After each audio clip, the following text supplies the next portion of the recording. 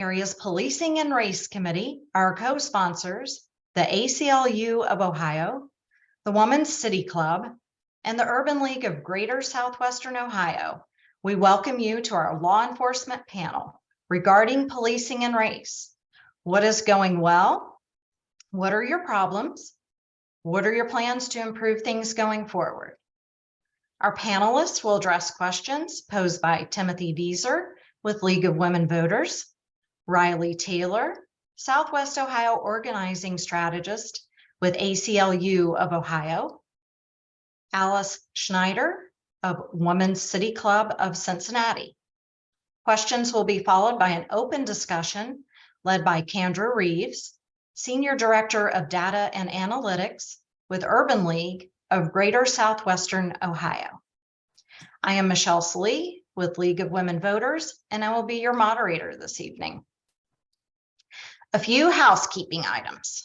The chat feature is enabled if audience members would like to comment or connect with the sponsoring organizations.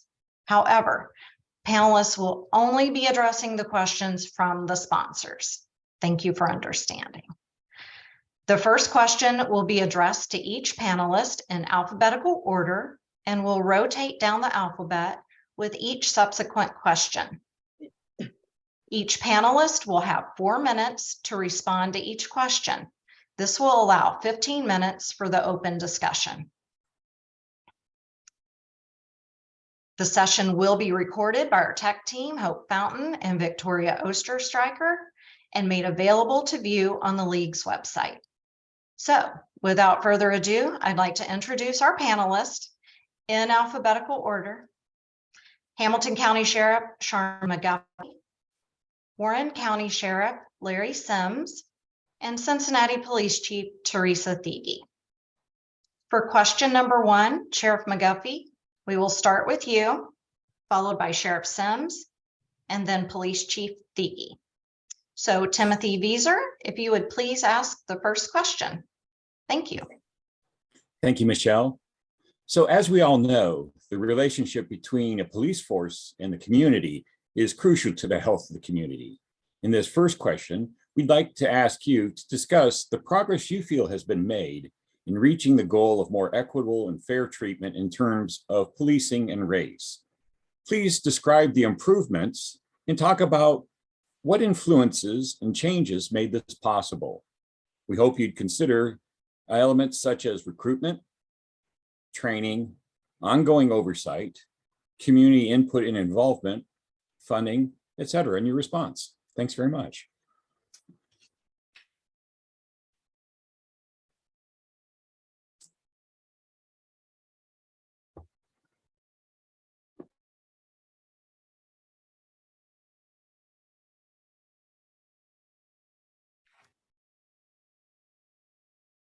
Michelle, did you say we're going to start with Sheriff McGuffey? Is that correct?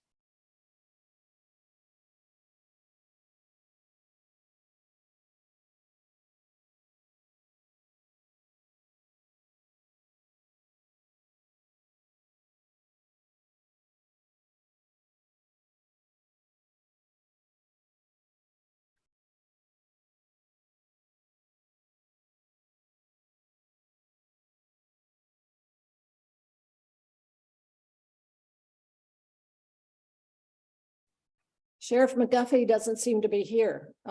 Michelle, let's go to the next one. Next speaker.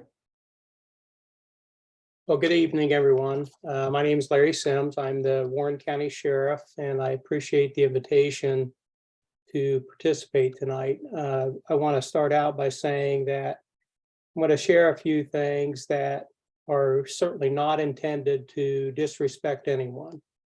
I suspect that I may have a little different take than some, maybe, especially those that we see in the headlines, but I do want to be upfront and honest, and then talk about our agency and what we have done with respect to our community. There's absolutely no question that the relationship between law enforcement and our community is critical. I've been blessed with almost a 45-year law enforcement career. The most recent 22 years have been here in Warren County, and the last 15 as their sheriff. The wording in this first question suggests that there are racial issues all across law enforcement. The wording institutional racism on law enforcement is also used in preparation for this forum. We all know that police use of force has become and continues to be a large topic over the years dating back to Ferguson, Missouri. We all know that there are racists in every profession. We know that there are bad people in every profession. I am of the opinion, however, that based upon my experience, the majority of people in our country do not believe that the law enforcement profession is an institution of racism. But it is not what gets the headlines from some media, and it continues to be placated by certain groups with misleading statistics. This very question, however, accuses the entire profession because of incidents that have occurred in some locations, in some agencies, and that's unfortunate. We do not condone any mistreatment of individuals regardless of the race. I and many of my colleagues do not buy into this suggestion that there is systemic racism throughout our profession. That being said, I am going to share a little bit about our agency. My personal and professional philosophy is to treat everyone with respect. This has never changed for me. As the Warren County Sheriff, I am confident that the men and women working at our office conduct themselves in the same way. Regardless of what is occurring in the headlines, we always strive to get better, providing service to our communities, period. The things we do in order to continue to improve our level of service is by recruiting the best candidate, offer a competitive salary, and provide ongoing and updated training. We are extremely fortunate to have leadership in our financially sound county that believes in providing adequate funding in order to provide these necessary resources. We stay current with our policies and procedures. We have processes in place that evaluate our employees. We review all the use of forces that occur, the police pursuits, and produce annual reports for these. Absent any personal information such as home addresses, social security numbers, etc., all of our records are open for public review. That's not always the case in a lot of other professions. We have shared these records upon request for a variety of reasons over the years. We aren't perfect, no one is, and are not without complaints. We have a citizen complaint process in place that we take very seriously. All these complaints are reviewed, investigated, and well documented. If the situation warrants it, there may be followed up training required or discipline for the respective employee. All of these documents, again, are kept as a matter of public record. We are an extremely active law enforcement agency within our community. We communicate regularly through our calls for service. We have deputies assigned to schools. We have community outreach programs. We have citizens academies on a regular basis. I myself have always been an active office holder. I go to events regularly. I attend council meetings and just generally talk to citizens. As a gauge of our success through the worst of these last few years for law enforcement, our community has responded with phone calls, emails, and letters of support. Individuals, restaurants were and are still dropping off food and thanking us for our service. There is hardly a week goes by that members of our office are having their food tab picked up by anonymous citizens. These acts of kindness remind us all that we are doing the right thing and helps keep up the morale of the men and women serving our community. Thank you very much. And, oh, well, hello. Yes.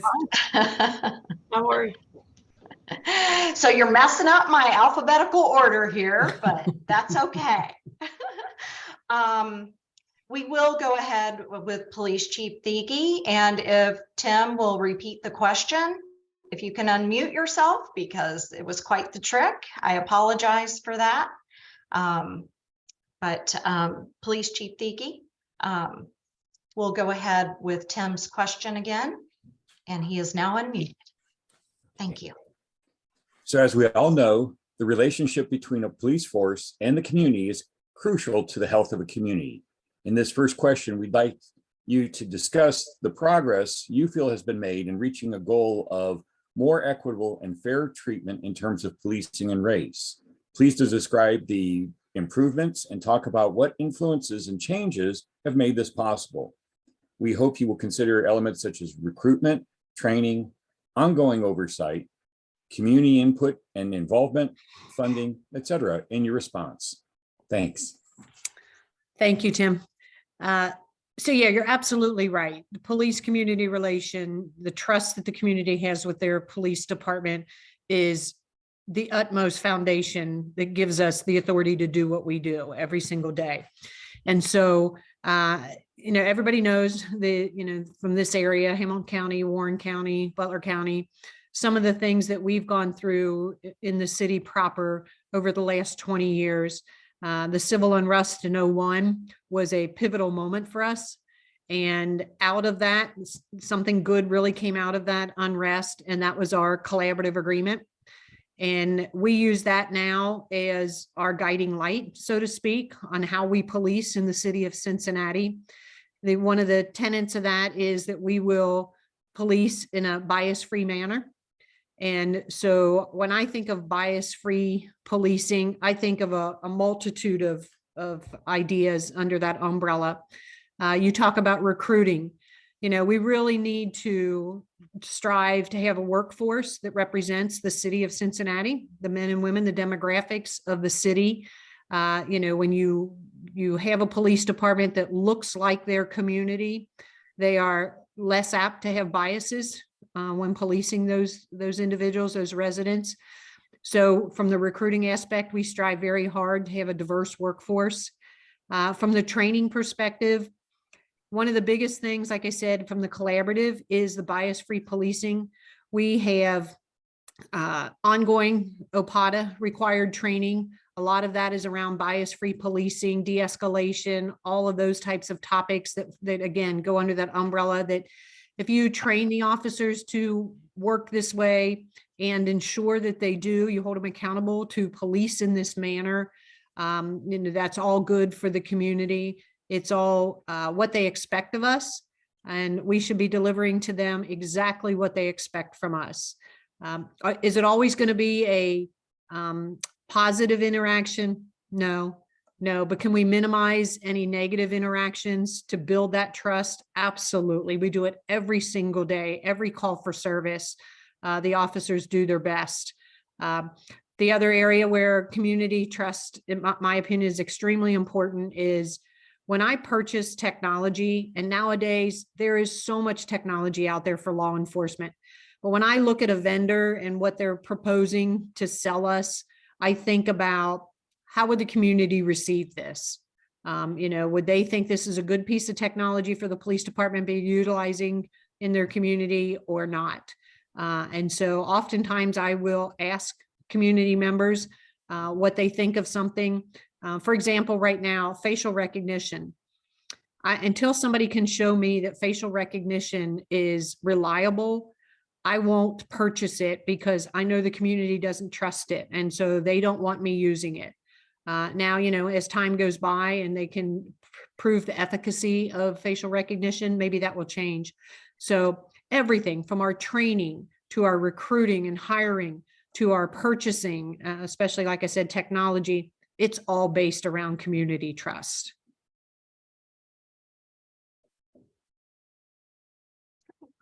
Thank you very much. Sheriff McGuffey, would you like Tim to repeat that question? I'm trying to, there we go. I'm unmuted, right? Can you hear me? You are. Yeah, great. Thank you so much. Yes, I can answer that question. What improvements have we made to address diversity and, really try to get people in our community to work with us and to trust us again, quite frankly, to trust the police, to know that we are doing the best we can to coordinate and connect people to something that is very, very difficult to navigate, and that is the criminal justice system. I mean, the criminal justice system is incredibly complex. And for people on this call, I'd just like to point out that as the sheriff, I'm in charge of the jail. We have the third largest jail in the state of Ohio. I have a road patrol that has some 200 deputies patrolling areas. And then I have a court service area in the courthouse that has also some 200 deputies. So 900 strong in this sheriff's office. And, you know, one of the first things I did was I wanted to improve diversity in the ranks. I was the only woman at the table, the only piece of person of diversity at the table for years when I was the major of the jail. It was me and all the white guys. And, you know, I've worked with many different men in my career, and I've, you know, really appreciated some of them who have mentored me and done a great job in bringing this forward. But I recognized that we needed diversity at that table, not just to sit and be diversity, but to interact and be decision makers. So, you know, I promoted the first Black woman to major in the history of the sheriff's office. And then I promoted a Black female to the director of human services, human resources, to be a member of our command staff. And also our information officer, Kyla Woods. Many of you may have seen her. She is our public information officer. And, you know, she is very instrumental in creating how this department looks and how we respond to the community and so forth. I also brought a woman as a major into our internal affairs department, which we now call our professional standards. And I brought her down from Columbus. I recruited her, and she is a very high ranking woman in this department. And all of these women sit at the table, and they all have input and authority and ideas, and we share that.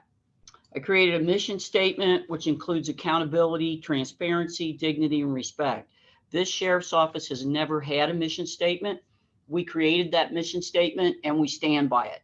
And, you know, we make sure that those things are happening, not just out in the community from a road patrol function, but remember also inside our jail, right? That the people that are incarcerated are treated in this same manner, and that we're treating people well, that we're following policy and procedure, regardless of race and ethnicity. And as well, of course, I have established a community affairs division. Our community affairs division is outreach, and Major Jackie Reed is in charge of that. She has been tremendously successful. We created a call center. I'll just talk about that for a moment. Our call center in the first 18 months of operation has received over 70,000 calls. And those are calls from the public. That call center is set up with 5 employees whose job it is to answer the phone and then answer questions. And I do mean all manner of questions. And, you know, you don't get a push a number, do this, shifted from here to here. It's a person that is going to answer the phone and stay with you until your question is answered. And there are lots of questions in navigating this structure. So, you know, how do I pay a bond? Where do I go to do that? When's my son getting out? You know, what's my court date? All manner of questions. And it speaks to, you know, the success that we've had all these calls. Some are a minute, some are 2 minutes, some are 20 minutes. You know, the point of this is to create goodwill in the community, you know. And my question to people is this: where were all these questions being answered before we created that? Where? How were people navigating this system? I tell you what they were doing. They were getting incredibly frustrated. They were feeling very disrespected. They were feeling like they didn't matter and that they didn't know. And then oftentimes their troubles compounded in the system because they didn't have anyone to take an interest in helping them navigate even some of the most simple things. And in particular, it also takes care of what happens inside that jail with our inmates, because people call in all the time and say, hey, I have medication questions. I need to let you know this about my son or my husband, or, you know, that kind of thing. And we send those right to medical. And this is a system that we monitor because, you know, if you don't check it and monitor it and continue to look at it, it can get away from you. So we also deliver food to the communities. We're delivering free food to various people in the community, and we do that on a very frequent schedule, like 3 times a week, in our marked, truck and so forth, with our deputies doing that. And then, the other thing we're doing is implementing ABLE training, which is active bystandership for law enforcement. And that's included everywhere that you'll see a black shirt. And that means that anybody and everybody who is at a scene can intervene if they see something that isn't right. They're taught to de-escalate, etc. I've established a voluntary community advisory board, and no other sheriff's department that I know of in the state of Ohio has one. And it has Republicans, Democrats, all manner of diversity at the table, 10 people from the community who sit and help us with policy and decision making and things like that. And we've partnered with Bail Project, and then I'll be finished here. But 400 people have posted bail on our Bail Project. And get this, you guys, this is so important. 95% success rate of these people appearing for court. 95%.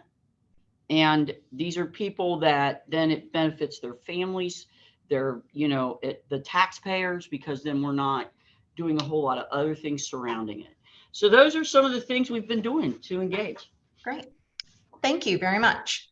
Sure. So with question number 2, we're going to start with Chief Thigi, and then we'll follow with Sheriff McGuffey and Sheriff Sims. And just as a reminder, 4 minutes, please. Oh, I'm so sorry. I didn't know that. So that was in my housekeeping. It's fine. 4 minutes. Riley, would you please ask the second question? Thank you. Thank you very much, first of all, to our panelists for being here today and answering these questions, as well as to everyone on Zoom or watching later for taking the time out of your day to listen to our panelists answer these questions. In this second part, please talk about the challenges and problems that still exist and your concerns about possible causes and or barriers. How are you addressing these concerns? How will your community become different as you implement these plans? Which procedures and programs, such as the collaborative agreement in Cincinnati, do you think are effective and which are not? Thank you. Thanks, Riley. Your first part of your question, what problems still exist? Are you talking specifically about police community relations or in law enforcement in general?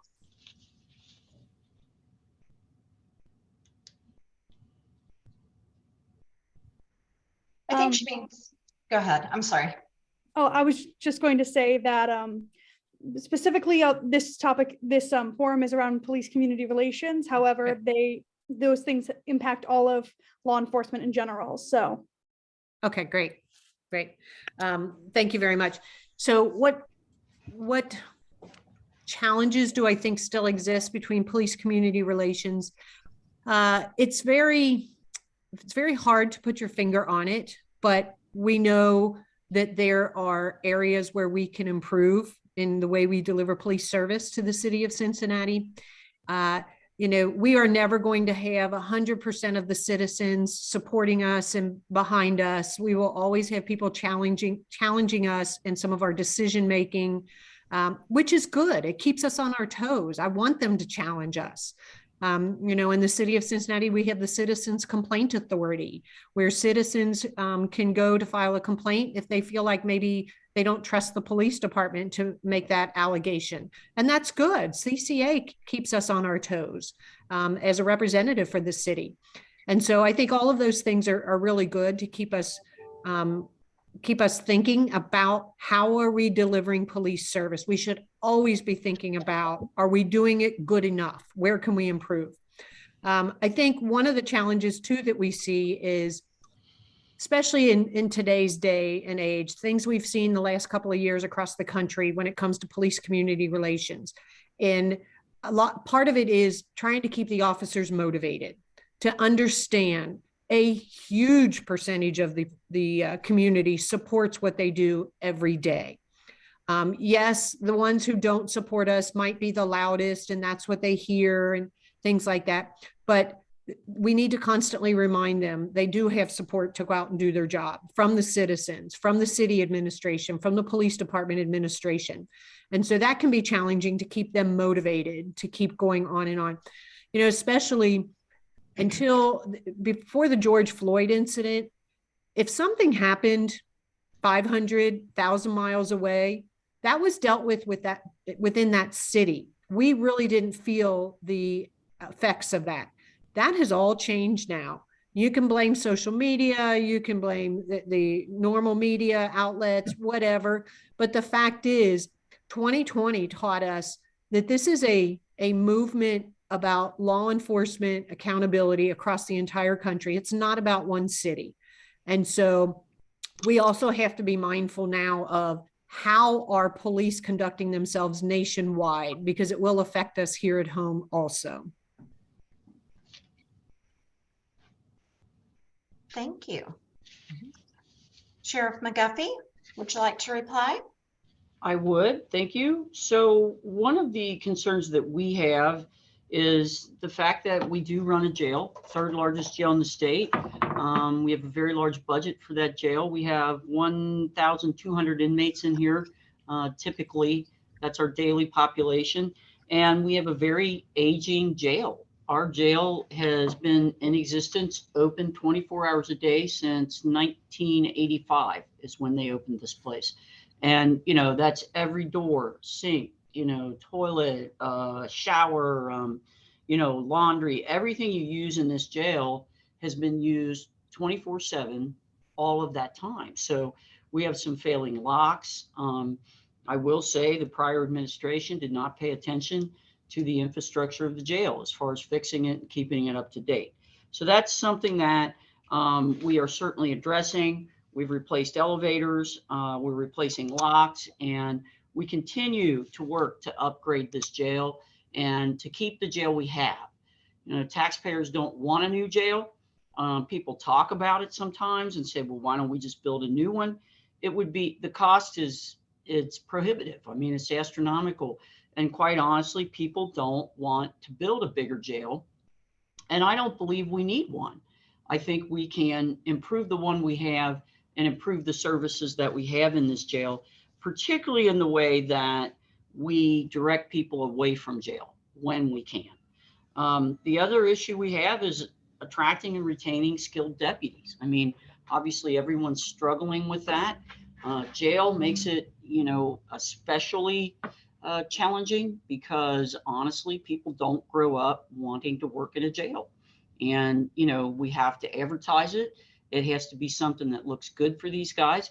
And we use it in such a way that we grow our people here and we incentivize a lot of things to get people in this jail and promote good, skilled people. And then also, you know, increasing our diversity in our staff with promotion and so forth is, well, it's paramount to what we do. And we know that that is going to make a strong organization. And, you know, the challenge is the public has their eye on us. The public wants, you know, there's no longer this environment where as the leader of a large law enforcement agency or any agency, you can tell the public, yeah, I'm going to let you know when I want to let you know. Yeah, you don't need to be in on this. You don't need to know this kind of thing. That used to be, but we can't do that anymore. We have to be transparent, and transparency, I got to tell you, you know, it's not easy. It exposes some of the things that you need to fix. So those are some of the challenges we have. Great. Thank you. Sheriff Sims, we'll finish question 2 with you. Would you like it repeated? And Sheriff Sims is muted. Hope, can we unmute him? Please, thank you. Perfect. Thank you. Okay, well, I won't touch on the collaborative agreement because I'm not as familiar with that as my colleagues there in Hamilton County. But quite frankly, recruitment is our biggest challenge. And the significant cause of this is what we're seeing going on around this country. Our profession understands and accepts accountability. Well, truly, the coverage by the media over this racist law enforcement group, this defund the police, the anti-police movement has quite frankly had a significant impact on us getting people to come into this profession. I get approached in our community even from people that are just don't understand how we're still doing this job with what they're hearing all over this country. If the intent of this message was to get rid of bad cops, and I don't know of anybody that doesn't want to get rid of bad cops, it quite frankly has caused more harm in keeping and hiring good candidates. It has increased the risk against our law enforcement and is quite frightening. If you just watch what's going on in those large cities across their country, in Portland, Seattle, Austin, what they're suffering because of the law enforcement that have left their agencies. They're understaffed. They can't even keep their citizens safe. How do we remedy this? Well, in my humble opinion, we have to change this headline. We have to, instead of accusing all of law enforcement across this country as being racist, let's just focus on those bad cops. Let's focus on those agencies that aren't doing what they're supposed to be doing to hold people accountable. I always use this comparable. I only have 4 children. I don't know how many all of you have, but if one of them mess up, we don't change the rules for the rest of them. We deal with the one that's doing the things that they're out of line and handle it that way. This is a dangerous profession, as we all know. And I have to remind our employees to tune out the noise. Back when the unfortunate situation happened with George Floyd, and it was horrendous to watch. I don't know of a law enforcement officer that could stomach watching that. I'm not familiar with those kind of people that would be okay with that. But all the noise that followed after that put everybody at our agency more at risk because they're focusing on something that they shouldn't be. So turning out the noise is the best thing that our people can do, and it's a challenge to keep them doing that. The best example of this recruitment issue, and I know that all of us are having, is our last candidate process for deputy sheriff. We had 5 people. A few years ago, we would have 100 for just a few positions. We've got to find a way to redirect these accusations in dealing with the people that are the bad eggs and not blanketing this against all of us. Lastly, our additional challenges come sometimes from those people out there that think they know how to do our job better. These untrained individuals that always seem to have an opinion to do our jobs better. I'm going to read a few lines from an article written recently about public perception. So please, if you'll humor me. Every officer needs to be empathetic, well-spoken, a SEAL trained ninja with double majors in psychology and social work, who considers the job a calling and has no bills to pay, no nerves to fray, and enforces the law completely objectively while also using discretion at all times, unless it's going to result in arresting or not arresting the wrong person at the wrong time for the wrong thing in the opinion of every member of the public. Humans are fallible. Humans come in varieties. There are warriors who live to fight the ugliness, sometimes use bad language and find humor in places that frighten the rest of society. If you want a cuddly, soft, empathetic officer, he or she will present well, who won't embarrass you. They'll make a great SRO until there is an active shooter in your kid's school. Then suddenly society wants the warrior. They want the demon Malawal, spring steel, gator teeth, diving into gunfire and doing whatever it takes to save our children. Once the threat is gone, they want the Malawal to morph back into the therapy dog. And quite honestly, that's not how the profession works, and that's not how society works sometimes when we get into those situations that are just downright ugly. I'm asking everyone to consider how law enforcement is being unfairly judged right now during this time. I want us to be held accountable, and I don't know of anybody that doesn't want to, but I'm asking everybody to consider that that be done fairly. Thank you. Thank you. So we're left with question number 3, and I'd like to cut that back, the response back to 3 minutes, if you don't mind, because I think the open discussion at the end deserves that full 15 minutes. So we'll go ahead and start with Sheriff McGuffey for question number 3, followed by Sheriff Sims and then Chief Thiege. So Alice, would you please ask question number 3? Yep. Question 3, going forward, how would you address these above concerns, the ones in questions number 1 and 2?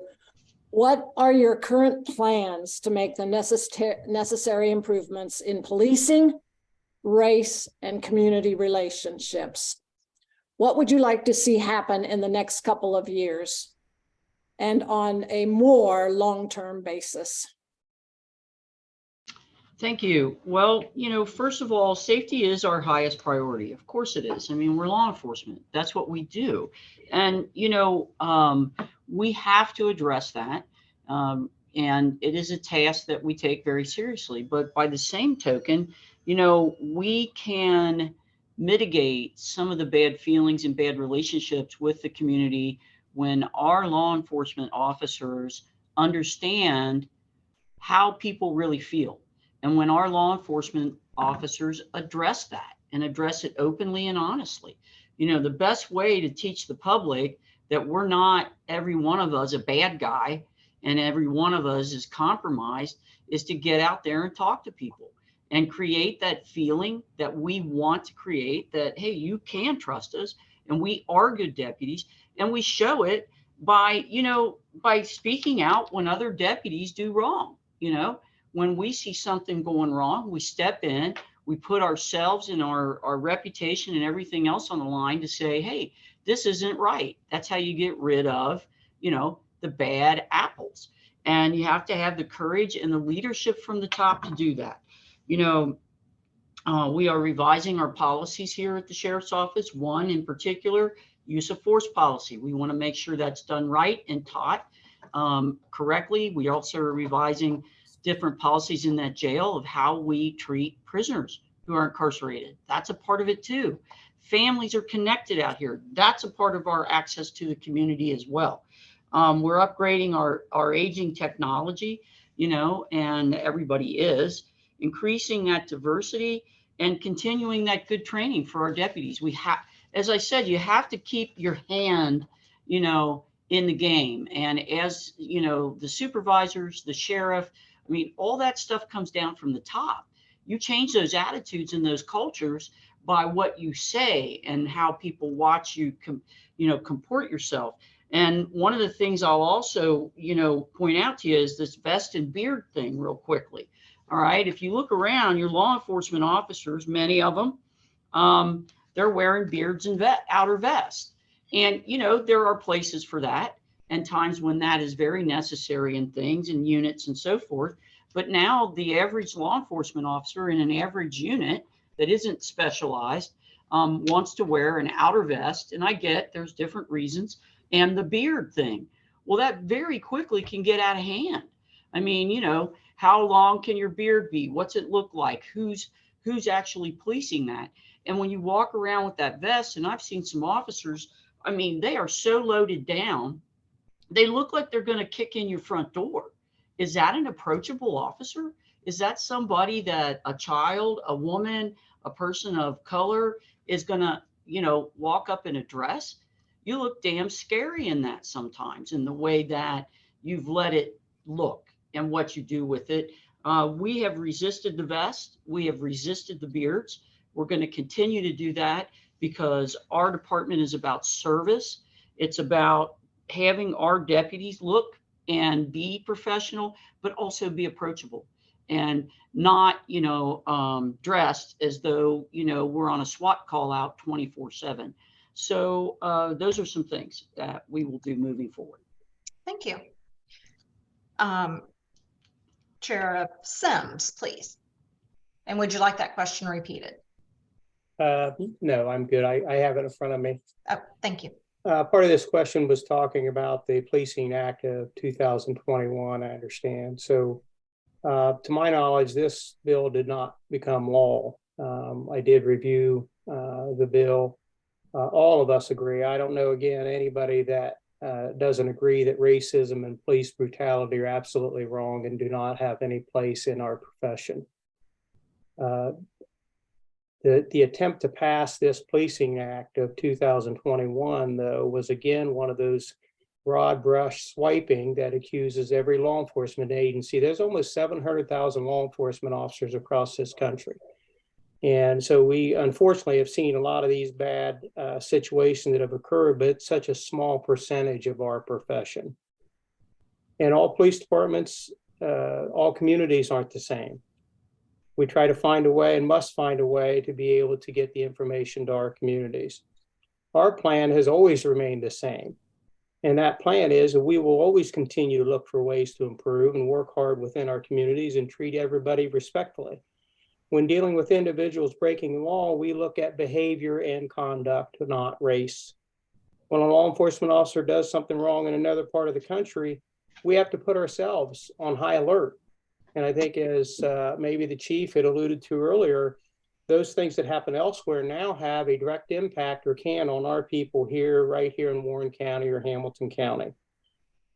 What the politicians, and we've all seen them standing at the pulpit that like to talk about these types of things, should be doing is focusing on the actual incident and directing their comments directly to those respective agencies or officers.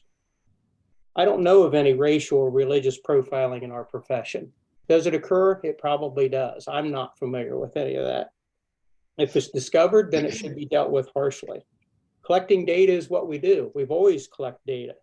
And it's there, it's a public record, and it's accessible by anybody that wants to be able to see it. There is a means for military and surplus equipment. That was part of this bill. In some areas that can't afford it to purchase those types of things. I will kind of wind this up and just saying that I am willing to, and any of our members of our agencies, to sit and have a civil conversation with anybody in our county, anybody outside the county, and share our policies and procedures and our practices and records to be able to support what it is that you're looking for. I firmly believe that. Thank you. Thank you, Sheriff Sims. Chief Thigi. Yes, thank you, Michelle. If Alice could repeat the question, please, I'd appreciate it. Going forward, how would you address the above concerns that were referred to in questions 1 and 2? What are your current plans to make the necessary improvements in policing, race, and community relationships?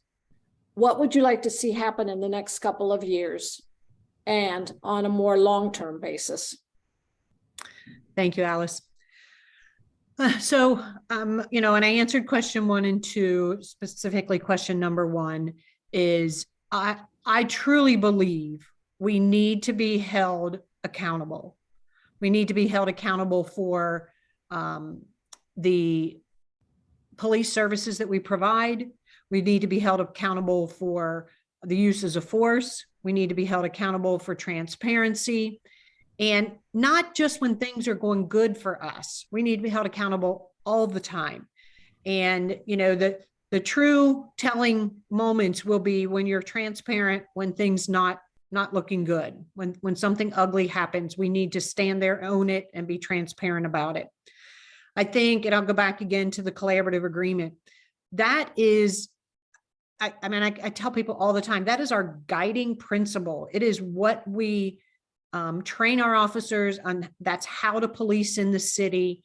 I often refer to, and I'm gonna have to get the very specific stat on this because I should know it off the top of my head, but I don't. We've had the collaborative for 20 years, a little over 20 years now. And the majority of our officers have been hired since the collaborative agreement was put into place.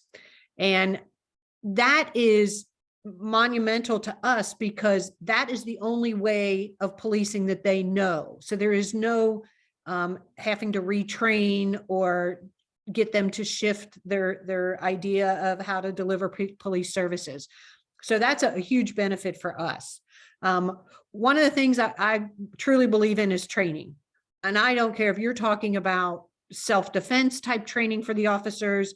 I don't care if you're talking about bias-free policing, data policing, data strategies. It all comes down to training. If I could invest more hours with our officers, if I could take them off the street more to give them more hours of training, I would do that, but we don't have that luxury. So we have to make the hours of training that we currently put them through, we have to make it count. It has to be substantial. And I'm committed to the training that we deliver. You know, what I would like to see in the future is we have got to get our recruiting numbers up like everybody else, every other law enforcement agency in this country. We have got to work on getting the numbers up, but not just the numbers. We have got to make sure it's a diverse pool of candidates. We've got to make sure it's candidates that will represent the city of Cincinnati in my case. And so one of the things I'm currently working on is how to go back to the communities to recruit from within. We always recruit from great places like the military, universities, things like that. But now it's time that I think we work closer with the communities, the community councils, and go into the communities and find the people in there that we know would make good law enforcement officers in the city of Cincinnati. So those are some of the things I want to work on in the future. Great. Thank you so much. We're going to move into our open discussion now, and that will be led by Candra Reeves with Urban League. Hello, everyone. So quick little background before I jump into my question. The Center for Social Justice is an initiative started under the Urban League, and I like to describe it as we're the middlemen between the community and police departments to help facilitate community trust. Last year, we published a report called Policing in Hamilton County, which provides a baseline of what policing looks like in the county, specifically Hamilton. And so we included a lot of different responses from the different police chiefs here in Hamilton County, but we also provided recommendations. And so one of the recommendations we focused on was sharing resources and services across the county and across departments. And so my question is for everyone, do you currently collaborate or share resources and services with other departments and agencies? And this includes trainings, police equipment, et cetera. If so, can you share how and what resources you're sharing? If not, can you share the barriers that you face to share resources? And so if we're following our alphabetical order, so let's see. I think it's Chief. Well, who started? You know what? I think it's Sheriff Sims. We'll start with Sheriff. I think you're right. Well, Sorry. Good evening. I appreciate that. There are some resources that are shared. When we talk about equipment, I'll address that first, which makes it a little bit more difficult to probably share with one another in terms of providing it to another entity is the overall cost for those types of things. And we do as things get replaced or you buy new, that type of thing. There are agencies that are in need of those types of things. So we share things that way. I'm not 100% sure that gets shared into Hamilton County. It's probably fairly common in the sheriff's office world to be able to share those with some of the other sheriff's offices that don't have near the resources. So those types of things happen pretty regularly. It's not uncommon for us to train together.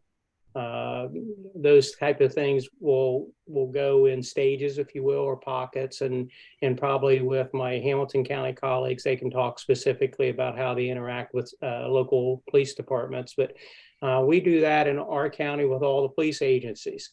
We have a police chiefs association that is very good in working together. Their egos stay at the door.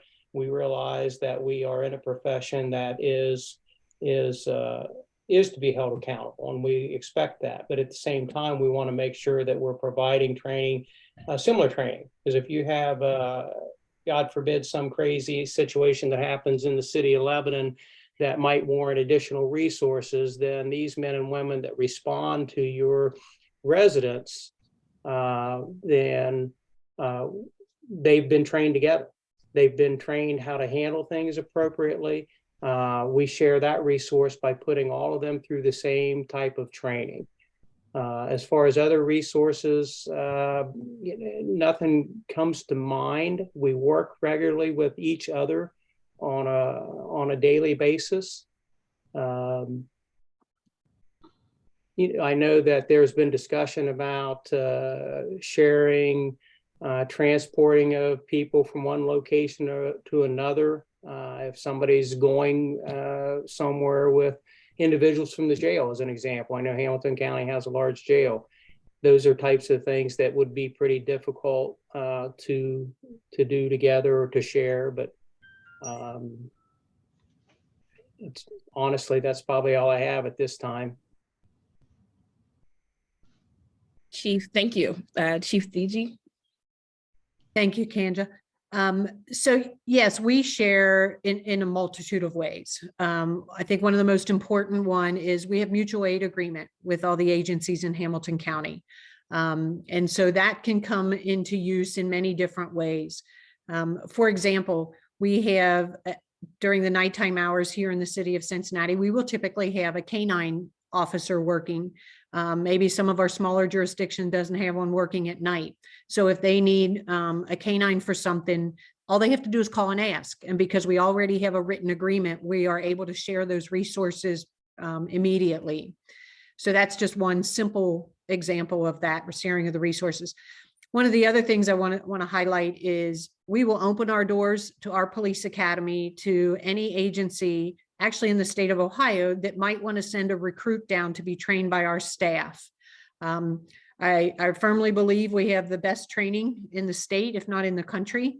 We go above and beyond the state mandated requirements, the minimum amount of training.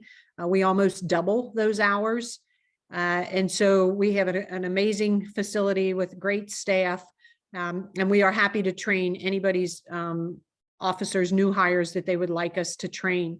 And the reason I think that is important, especially for departments that abut up against the city's boundary lines, is because you may very well cross into their jurisdiction. And, a example of that where it didn't turn out so well was the Sam DeBose death. University of Cincinnati police officer in the city limits. And we all know how that ended.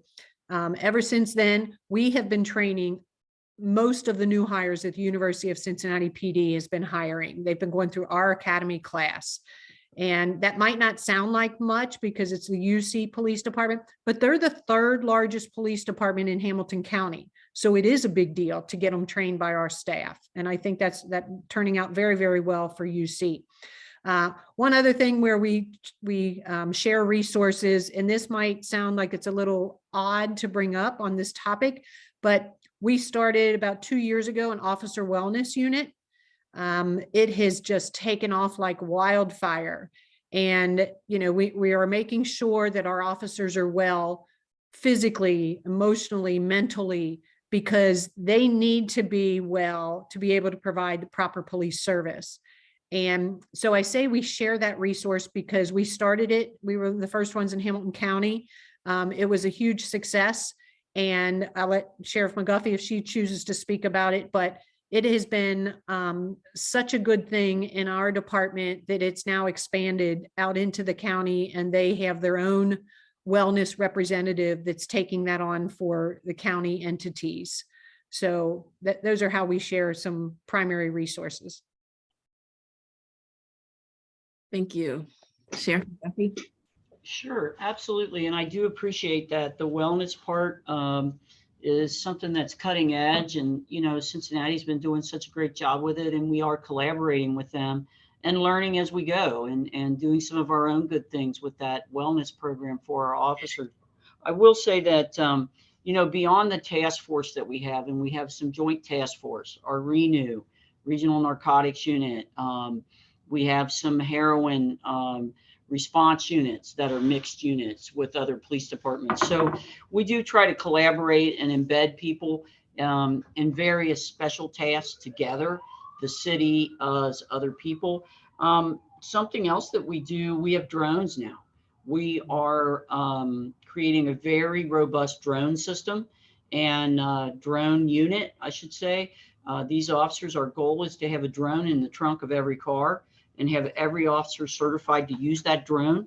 We sold our helicopter, and we did so with a lot of thought because, you know, these drones are a lot cheaper. You can do more with them, and we're being very successful in that regard.